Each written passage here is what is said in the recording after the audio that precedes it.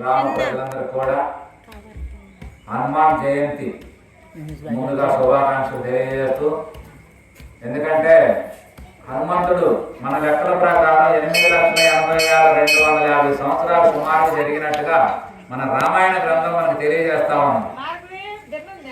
మరి ఇంత సుదీర్ఘమైనటువంటి కాలం, మరి కృతయుగంలో జరిగినటువంటి ఒక గొప్ప చరిత్ర ఆంజనేయ స్వామి అనేది ఆయన మరి జన్మించి అనేక రకమైనటువంటి అద్భుత కార్యక్రమాలు చేయడం జరిగింది. దీని యొక్క జన్మ వృత్తాంతం మనకు రామాయణం అనేది వాల్మీకి మహర్షి ఆయన కొన్ని వేల సంవత్సరాలు తపస్సు చేసి తపస్సులో జ్ఞానాన్ని పొంది, జ్ఞానం ద్వారా బ్రహ్మదేవుని యొక్క ఆజ్ఞ, నారద మహర్షి యొక్క ప్రోత్సాహంతో రామాయణం అంటే రాముడు జీవిస్తున్న కాలంలోనే రామాయణాన్ని మనకి రచన చేయడం జరిగింది.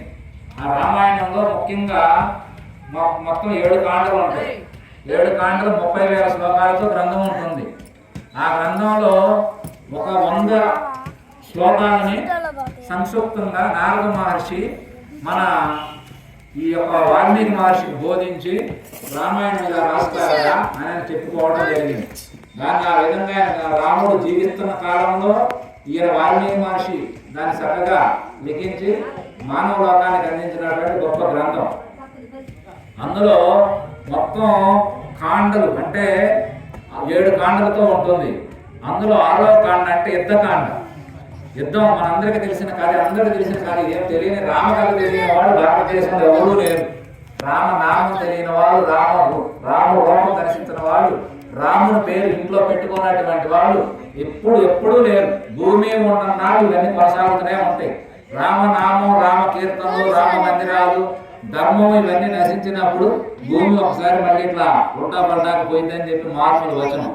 ఆ విధంగా మనం తీసుకుంటే రాముడు మరి యుద్ధం పూర్తయిన తర్వాత సీతమ్మని తీసుకొచ్చి పట్టాభిషిక్తుడయ్యి రాముడు రాజ్య పరిపాలన కొనసాగిస్తూ ఉంటే ఆయన ప్రమాణాలన్నీ అయిపోయిన తర్వాత అప్పుడు ఈయన ఋషులందరూ కూడా ఒకసారి అభినందనలు తెలపాలి.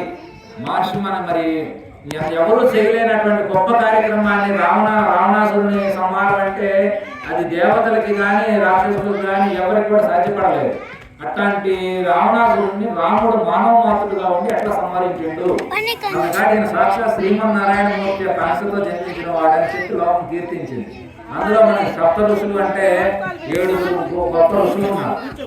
ఆ ఋషులకు కూడా మరి అగస్త్య మహర్షి, ఆయన బ్రహ్మ ఋషి, ఆయన కూడా ఆయనతో కలిసి వాళ్ళందరూ కూడా రాముని దర్శించాలని వచ్చారు. వచ్చిన తర్వాత మరి ఇట్లా వచ్చారే ఋషులు అని చెప్పి మంత్రులు రాముడు నిర్ణయిస్తే రాముడు వెంటనే రమ్మన్నాయి, వాళ్ళు రాకూడదు, ఋషీశ్వరులందరూ కూడా లోపలికి రావాలి అని చెప్పిన తర్వాత లోపలికి వస్తే వాళ్ళందరూ కూడా కూర్చోబెట్టి మర్యాద చేసి ఆ తర్వాత ఆయన రాముడు అడిగిన ప్రశ్న ఏమిటంటే ఆంజనేయ స్వామి గురించి. అయ్యా, వారి రావణాసురుడు ఇద్దరు కూడా చాలా గొప్పవారు. ఎందుకంటే అప్పుడున్న బలవంతులు ఇద్దరు గొప్ప బలవంతులు. కానీ నా దృష్టిలో వాళ్ళిద్దరికంటే కూడా హనుమంతుడున్నా గొప్పవాడని నేను అనుకుంటున్నా మహర్షి. కానీ అందుకని ఎట్లా మరి అంత బలవంతుడై ఉండి కూడా ఎప్పుడు కూడా ఏమో నిశ్చేష్టుడుగా అంటే నిగరుడిగా, ఎన్ని తెలిసినా కూడా తెలియనట్టుగా, ఏమి చేయగలిగినా కూడా చేయలేని వాడుగా, ఎప్పుడు ఎందుకు అట్లా మౌనంగా ధ్యానంలోనే ఉన్నట్టుగా ఉంటాడు. అనేక సందర్భాల్లో కూడా ఆయన ఎప్పుడు భగవదర్శనం అంతగా చేయలేదు. కానీ నాకు తెలిసినంత వాళ్ళు నేను ఆలోచిస్తే అందరూ కూడా మరి సీతమ్మ జాడ తెలుసుకోవడం కోసం లంకకు పోవాలంటే అక్కడ అందరూ కూడా ఒడ్డును కూర్చున్న తర్వాత ఈ లంక ఈ యొక్క సముద్రం ఎవరు దాటగలరు? 100 యోజనలు అంటే దగ్గర మన ఇక్కడి సత్రం వెళ్ళాం ఉండదు. అది లెక్క. ఇంత దూరం మరి ఎవరు దాటగలరు అంటే జాంబవంతుడు నేను దాటగలుగుతా, కానీ నేను వృద్ధున్నయ్యానయా, నాకు ఆ శక్తి లేదు. ఒకప్పుడైతే నేను వాటి 4 సార్లు తిరిగినా, ఇప్పుడు నాకు ఆ పరిస్థితి లేదు. కానీ దీన్ని దాటగలిగిన వాడు హనుమంతుడు అప్పుడేనని చెప్పి అంటే హనుమంతుడు ఆ లంక దాటాడు. లంకని దాటడానికి అందరూ భయపడితే ఈయన అవలేలుగా దాటాడు కదా, లంకకు చేరిండు, అక్కడ అన్ని ఎన్నో కార్యక్రమాలు చేసి తిరిగి వచ్చిండు. అట్లాంటి గొప్పవాడు ఎందుకని ఇలా ఉన్నాడని చెప్పి రామచంద్ర ప్రభు అగస్త్య మహర్షిని అడగడం జరిగింది. అప్పుడు ఆయన చెప్పిన మాట ఏంటంటే, అవును రామచంద్ర, నువ్వు అన్నమాట నిజమేను, ఈయన గొప్పవాడే. కానీ ఈయన కొన్ని ముందు శాపం వల్ల ఆయన యొక్క శక్తిని మొత్తం ఆయన మర్చిపోయాడయా. అంత కాబట్టి ఆయన యొక్క జీవిత వృత్తాంతం చెబుతా ఒకసారి నేను అని చెప్పి మొదలు పెడతాడు. ఆయన కేసరి అంజనాదేవి కడుపున జన్మించినటువంటి పుత్రుడు, ఏకైక పుత్రుడు ఆయన. అది ఎక్కడ ఉన్నది అంటే మనకి రకరకాలుగా ఉన్నది తీర్చి రాముడు ఉత్తర భారతదేశంలో పుడితే ఈయన దక్షిణ భారతదేశం అంటే మనకి తిరుపతి పంట మీద అయ్యి ఉండొచ్చు ఆయన ఆనుమానం చేయడం మనకి మధ్యకాలంలో అనేక పరిశోధనలు చేసి తీర్చారు. తిరుపతి పంట మీద ఒక పంట ఉన్నదయ్యా, సుమేరు పర్వతం. ఆ పర్వతం పగులు ఎలా ఉంటదంటే ఇప్పుడు మన కనుక గోల్డ్ రంగులో వేస్తంభాన్ని చేస్తే ఎట్లా ఉంటుందో ఆ పర్వతం అట్లా గోల్డ్ ఆకారంలో ఉంటుంది సూర్యకిరణాలు సాగడానికి. ఆ పర్వతాన్ని పాలిస్తున్నటువంటి కేసరి ఆ గోళాన్ని పెద్ద ఆమెకి అంజనాదేవి జన్మించినటువంటి వాడు ఇలా జన్మించారు.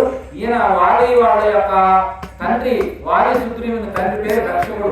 ఆయన యొక్క దగ్గర ఈయన మంత్రిగా పనిచేస్తూ ఈయన రాజ్యానికి ఈయన పరిపాలనలో ధర్మబద్ధంగా ఉండేవాడు. వాళ్ళకి జన్మించినటువంటి పుత్రుడే ఈ యొక్క హనుమ. కానీ ఈయన జన్మించి ఒక 6 నెలలు అయిన తర్వాత ఇట్లాంటి గుడ్డపిల్లగా అడ్డాక వాళ్ళ అమ్మకి 2 ఏళ్ళు బయటికి వెళ్ళింది. బయటికి వెళ్ళిన తర్వాత అప్పుడే సూర్యుడు ఎర్రగా వస్తున్నాడు. ఎర్రగా వస్తుంటే ఏదో పండులాగా అనిపించింది, ఆ ఆకలిగా అనిపించి పండులాగా అనిపించి ఆ పండును తిందామని చెప్పి ఆయన బయలుదేరాడు. బయలుదేరి గగనంలో బయలుదేరాడు. అమ్మ స్పీడ్గా పోతా ఉన్నాడు. ఈయన ఆంజనేయ స్వామి జన్మ ఏంటంటే ఆయన వాయుదేవుని యొక్క అంశతో జన్మించాడు.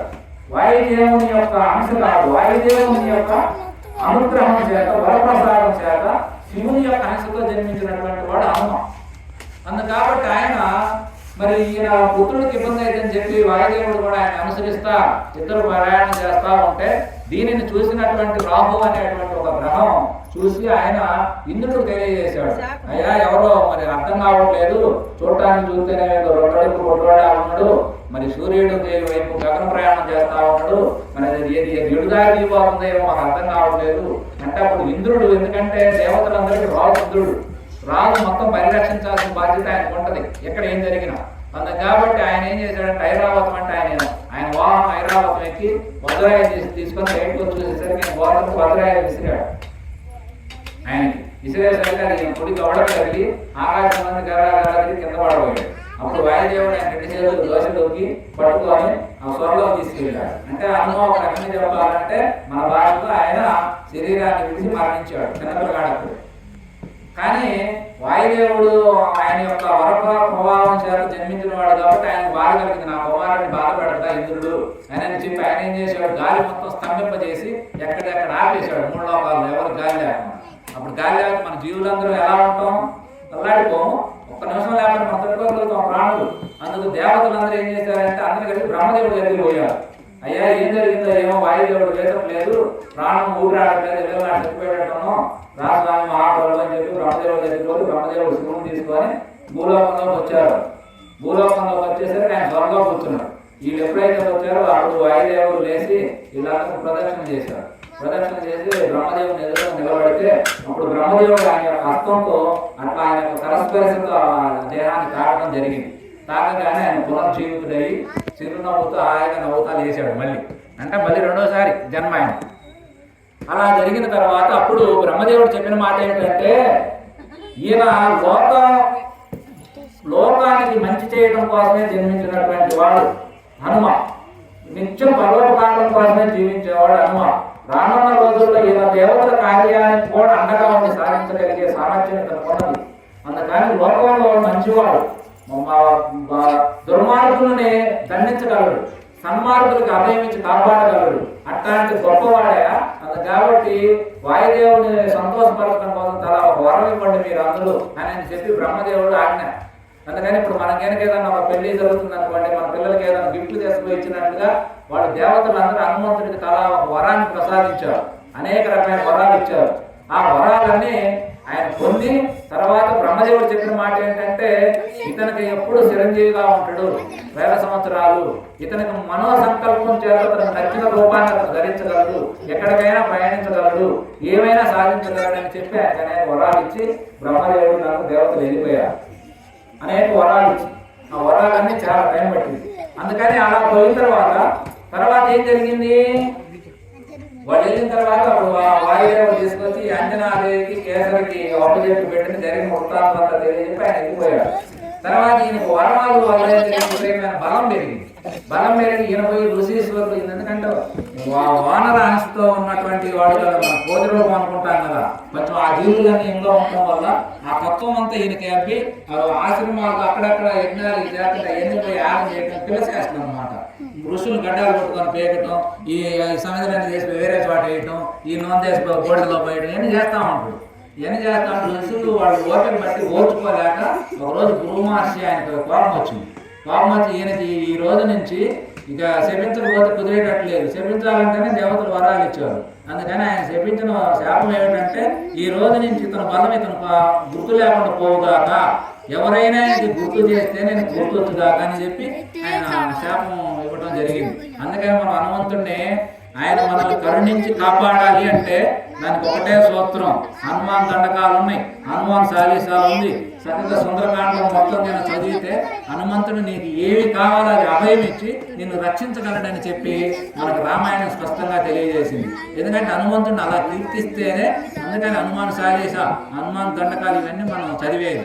హనుమంతుడు మామూలుగా అయితే తాను ఆయనకు సంబంధం లేనట్టుగా ఉంటాడు, కానీ నువ్వు తప్ప దిక్కులేదు స్వామి, రాముడు అంత గొప్ప కార్యాన్ని సాధించి పెట్టినావు, నన్ను చిన్న సంసారం అనే నదిలోంచి దాటించలేవా, నేను నీ దాసుడిని, నీకు సేవకుడిని, నీకు భక్తుడిని, నీవు తప్ప నన్ను ఎవరు కాపాడుతురు అని చెప్పి కనుక నువ్వు నాకు తండ్రివి, నువ్వు నా గురువువి అని మనం భావించగలిగితే హనుమంతుడు కాపాడలేనిదంటూ లేదు.